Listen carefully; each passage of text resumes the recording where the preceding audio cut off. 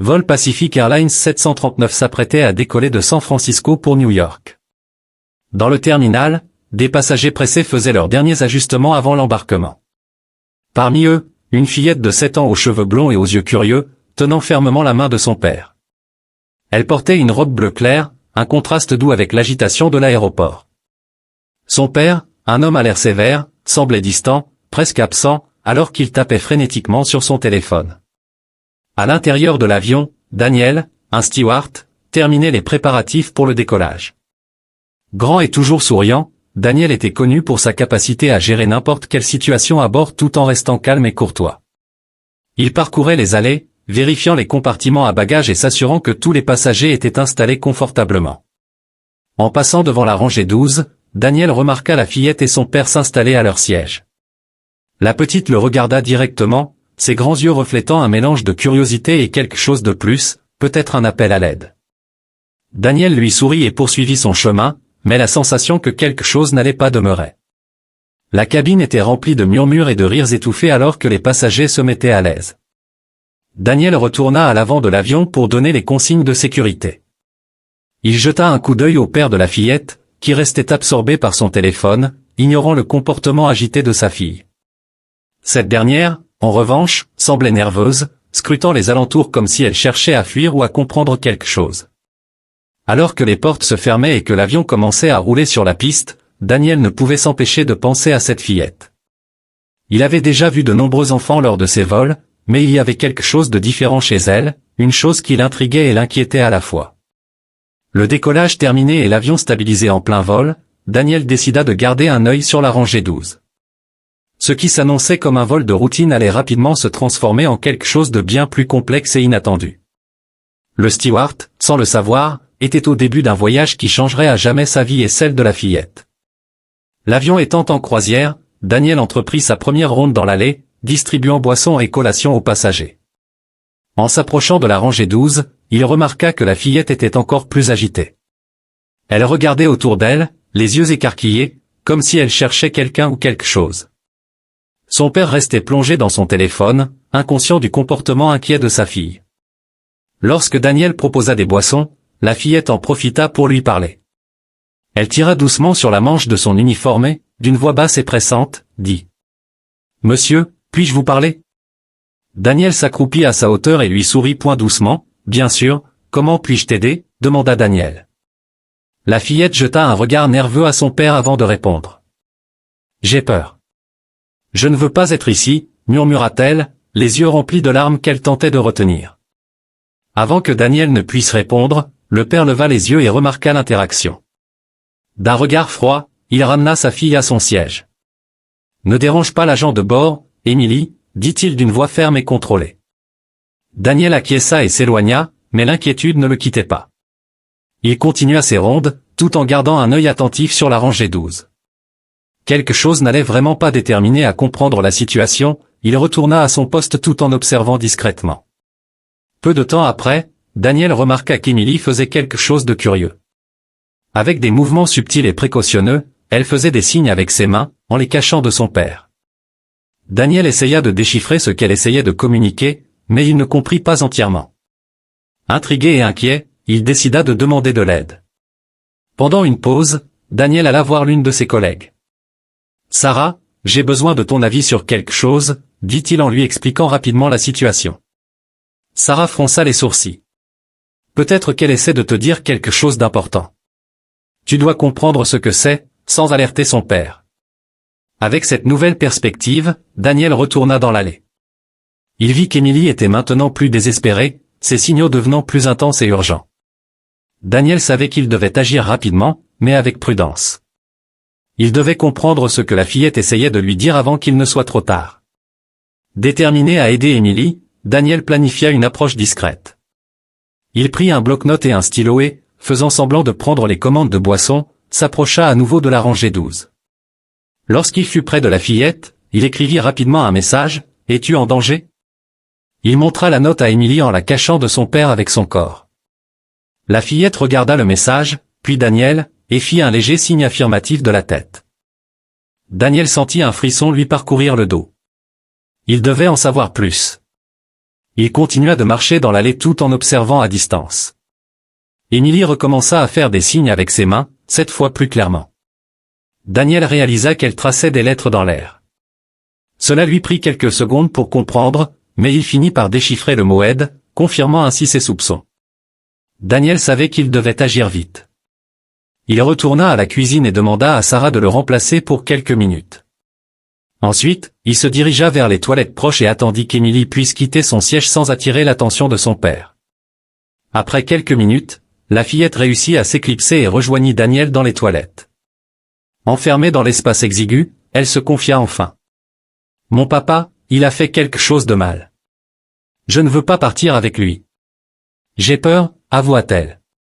Daniel la rassura, promettant qu'elle serait en sécurité. « Emily, j'ai besoin de plus de détails pour t'aider. »« Qu'est-ce qu'il a fait exactement ?» demanda-t-il, gardant un ton calme. Les larmes aux yeux, Emily expliqua d'une voix basse. « Il m'a emmené sans la permission de ma maman. Il a dit qu'on allait déménager quelque part d'autre et que je ne reverrai jamais maman. S'il te plaît, ne me laisse pas partir avec lui. » Le cœur de Daniel se serra. Il savait que la situation était grave et qu'il fallait agir immédiatement. Il serra Emily dans ses bras et lui promit qu'il ferait tout ce qui était en son pouvoir pour la protéger. De retour dans la cabine, Daniel informa discrètement le pilote de la situation, qui contacta les autorités à la destination. Ils arrangèrent la présence de la police à l'atterrissage. Emily retourna à son siège, et Daniel garda un œil vigilant tandis que le vol se poursuivait. Le mystère commençait à se dévoiler et la tension à bord augmentait à chaque minute qui passait. Tandis que l'avion poursuivait son trajet, Daniel veillait de près sur la rangée 12. Il devait s'assurer de la sécurité d'Emily jusqu'à l'atterrissage. Son père, toujours plongé dans son téléphone, semblait ignorer totalement la situation. Essayant de rester calme, Daniel commença à griffonner des notes sur son bloc pour paraître occupé. Il écrivit rapidement un plan d'action pour le reste de l'équipage, détaillant la nécessité de surveiller la rangée 12. La tension montait à chaque instant, et Daniel savait qu'il devait surveiller Emily de près sans alerter son père. Le vol semblait interminable, et chaque erreur pouvait mettre la fillette en plus grand danger. Le poids de la responsabilité pesait lourd sur ses épaules, mais il était déterminé à ne pas échouer. À mi-chemin du vol, l'avion rencontra une turbulence inattendue. Les secousses firent agripper les passagers à leur siège. Emily regarda Daniel avec des yeux écarquillés et remplis de peur. Il lui adressa un léger sourire encourageant, essayant de transmettre un sentiment de sécurité. Lorsque la turbulence passa, Daniel remarqua que le père d'Emily la surveillait plus attentivement, comme s'il sentait que quelque chose n'allait pas. Daniel savait qu'il devait agir rapidement pour empêcher le père de devenir suspicieux. Il s'approcha de Sarah et lui murmura. « Nous devons rester calmes. Le père commence à se méfier. » Sarah hocha la tête et commença à engager la conversation avec les passagers voisins, détournant ainsi l'attention de tout mouvement suspect. Daniel retourna à la rangée 12, cette fois avec un verre de jus pour Emily. « Tiens, pour te sentir mieux, » dit-il en lui tendant le verre avec un sourire. Emily prit le jus et lui adressa un petit sourire de gratitude. Tandis qu'il s'éloignait, Daniel ressentit un bref soulagement, mais la sensation fut de courte durée. Il savait qu'il devait être prêt à toute éventualité. En s'approchant du cockpit, il informa une nouvelle fois le pilote de la nécessité de préparer un débarquement rapide et discret avec la présence de la police. Les heures suivantes furent tendues. Daniel et l'équipage travaillaient en parfaite coordination pour assurer la sécurité d'Emily, dissimulant leurs actions sous des tâches de routine. Chaque minute semblait interminable, mais le plan était en marche, et avec chaque étape, Daniel sentait grandir l'espoir que tout se terminerait bien malgré le danger imminent. Alors que l'avion approchait de sa destination, Daniel remarqua qu'Emily devenait de plus en plus anxieuse. Son père, bien que toujours concentré sur son téléphone, lançait de temps à autre des regards suspicieux dans sa direction. Daniel savait que le temps pressait et qu'il devait agir avec précaution. Il décida de parler à nouveau à Sarah, qui servait du café à l'arrière de l'avion. « Sarah, nous devons trouver un plan pour éloigner Emily de son père dès que nous atterrissons. On ne peut pas attendre que la police arrive, il faut agir vite, dit-il avec urgence. » Sarah réfléchit un moment avant de proposer. « Nous pourrions utiliser le débarquement comme diversion. Je ferai une annonce disant que tout le monde doit sortir rapidement en raison d'un problème technique. Cela devrait disperser les passagers et nous donner l'occasion de séparer Emily de lui. » Daniel approuva, reconnaissant l'efficacité du plan. Il retourna dans l'allée, gardant un œil attentif sur la rangée 12. Alors que l'avion amorçait sa descente, il prépara discrètement Emily. « Emily, quand nous atterrissons, il faut partir rapidement, d'accord ? Je vais m'occuper de toi, fais-moi confiance, chuchota-t-il. Emily hocha la tête, son expression mélangeant peur et espoir. Daniel retourna à son poste, attendant anxieusement le moment de l'atterrissage. Lorsque l'avion toucha le sol, Daniel ressentit un soulagement immédiat, suivi d'une montée d'adrénaline. Le plan était en marche. Sarah fit l'annonce, et les passagers commencèrent à se diriger vers la sortie avec plus d'urgence que d'habitude. Le père d'Emily se leva en tenant fermement la main de sa fille. Daniel s'approcha rapidement et dit : « Monsieur, laissez-moi aider votre fille à débarquer. Ce sera plus rapide et plus sûr pour tout le monde. » Le père hésita, mais point la confusion générale la poussait à accepter l'aide. Daniel prit la main d'Emily et la conduisit vers l'avant de l'avion, son cœur battant à tout rompre. Il savait que chaque seconde comptait. En sortant, un groupe de policiers en civil déguisés en personnel de l'aéroport les attendait. Daniel confia Emily à l'un des agents et retourna vers le père, qui commençait à comprendre ce qui se passait. « Que faites-vous ? » demanda le père d'une voix pleine de suspicion. Daniel resta calme et répondit : « Nous veillons à la sécurité de tout le monde, monsieur.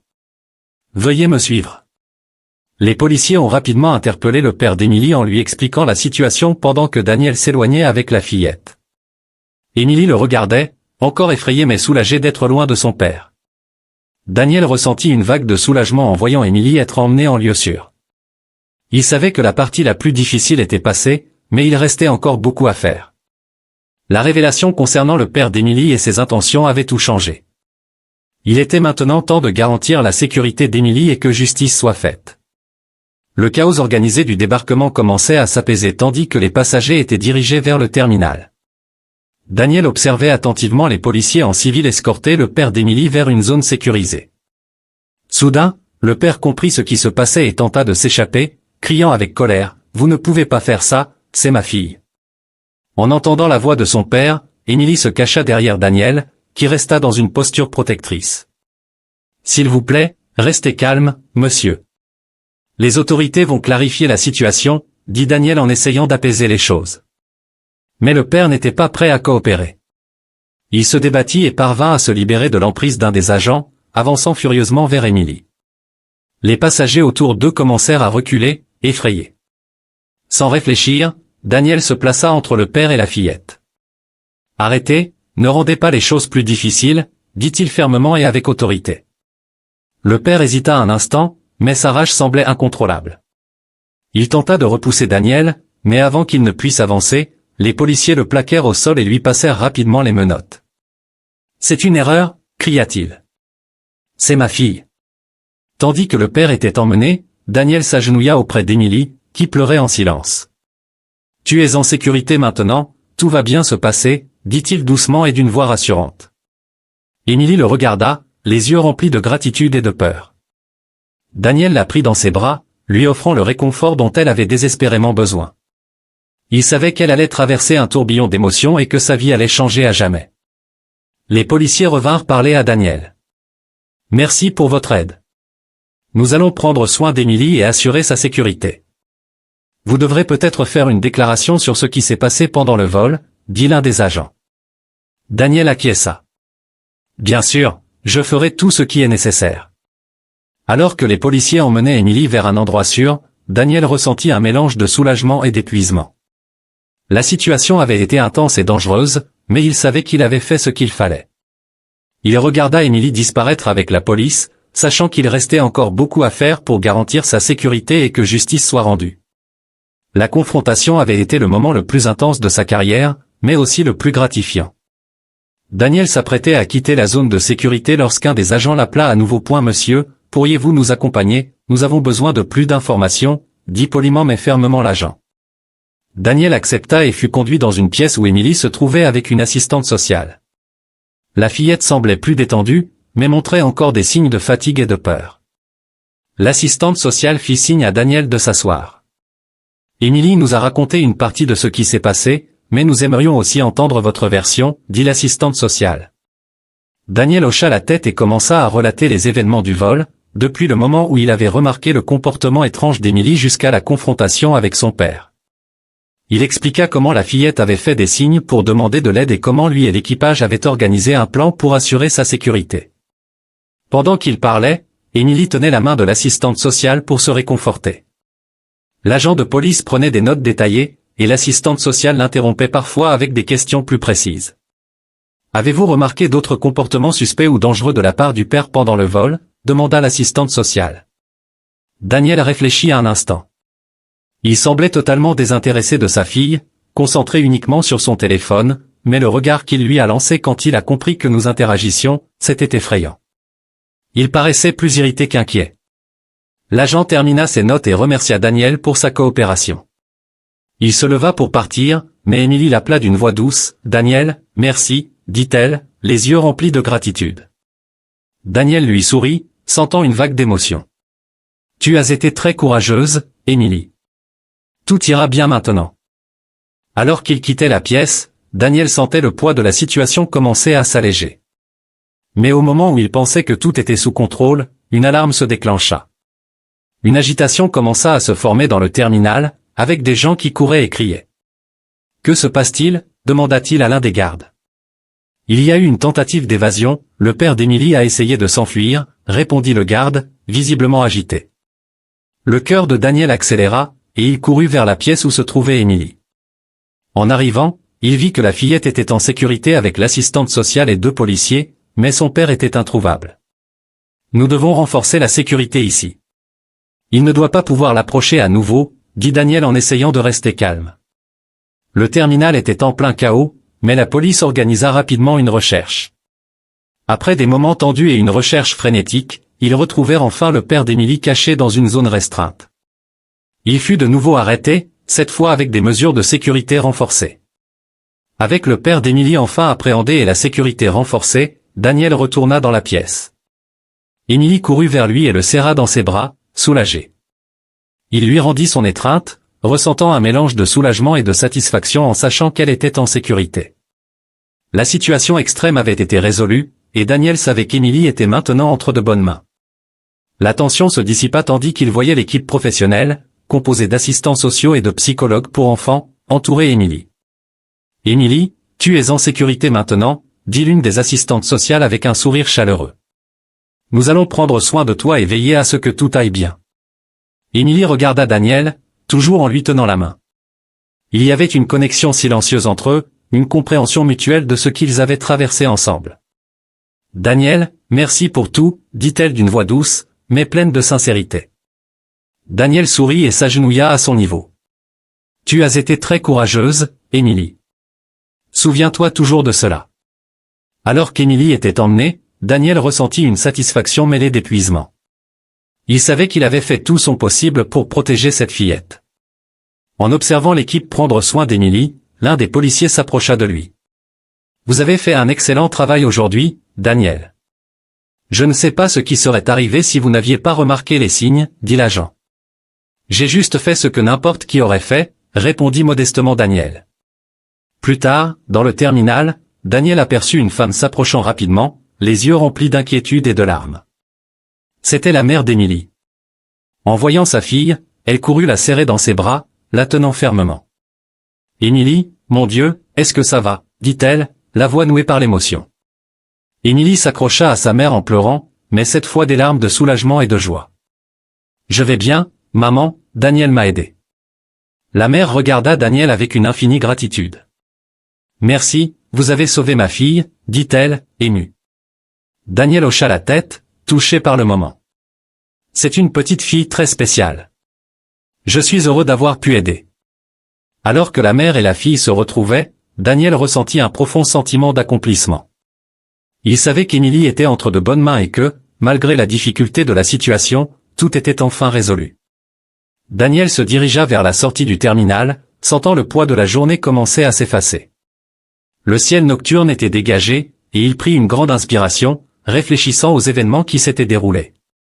Malgré les défis et les dangers, le courage et la détermination d'une petite fille, ainsi que les actions rapides d'un steward, avaient changé le cours de sa vie. En quittant l'aéroport, Daniel savait que cette expérience resterait avec lui à jamais, Un rappel que même dans les moments les plus difficiles, il est possible de faire une différence et d'apporter sécurité et espoir à ceux qui en ont le plus besoin. Si cette histoire pleine de suspense et de rebondissements vous a intrigué, n'oubliez pas de liker la vidéo et de vous abonner à notre chaîne. Ainsi, vous ne manquerez aucune de nos incroyables histoires et vous pourrez suivre toutes les dernières mises à jour en exclusivité. Activez la cloche pour recevoir des notifications et partagez cette vidéo avec vos amis, ils adoreront eux aussi ce voyage émotionnel. Découvrons ensemble encore plus d'histoires surprenantes.